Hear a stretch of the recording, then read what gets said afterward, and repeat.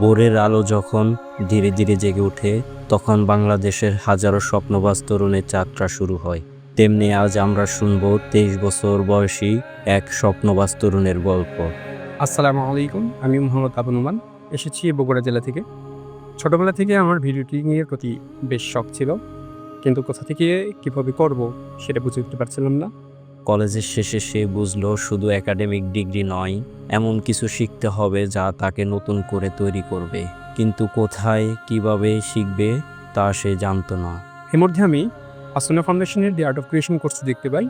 সেখানে আমি আবেদন করি। এর পরবর্তীতে ২ দিন কর্মশালার মাধ্যমে সেখানে উত্তীর্ণ হই। এখানে আসার পর আমি দেখতে পাই এখানকার পাঠ্যক্রম অনেক আলাদা। এখানে আধুনিক শিক্ষার সূচনা হয় বিশ্বাস আর মূল্যবোধের ভিত্তির মধ্যে দিয়ে।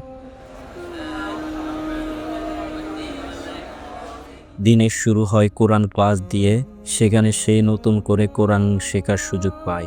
এরপর দাওয়া ক্লাসের মাধ্যমে শিখে ইসলামের মৌলিক বিষয়গুলো। এটি তাকে ধর্মের ব্যাপারে দৃঢ় করে তোলে। এরপর শুরু হয় তার স্বপ্নের আসল যাত্রা। Video editing, script writing, cinematography, direction, sound design, এমনকি কৃত্রিম বুদ্ধিমত্তার মতো আধুনিক বিষয় হাতে কলমে প্রশিক্ষণ। আমার এসব বিষয়গুলো শেখার মাধ্যমে আমার নিজের ভিতরে অনেক আত্মবিশ্বাস তৈরি হয়। আমার এসব বিষয়ের দক্ষতাগুলো কাজে লাগিয়ে একক ও যৌথভাবে প্রজেক্ট তুলতে পারি। আজ নোমান শুধু একজন শিক্ষার্থী নয়, বরং একজন আত্মবিশ্বাসী তরুণ। যে কোনো প্রজেক্ট সফলভাবে সম্পূর্ণ করার জন্য সে এখন প্রস্তুত।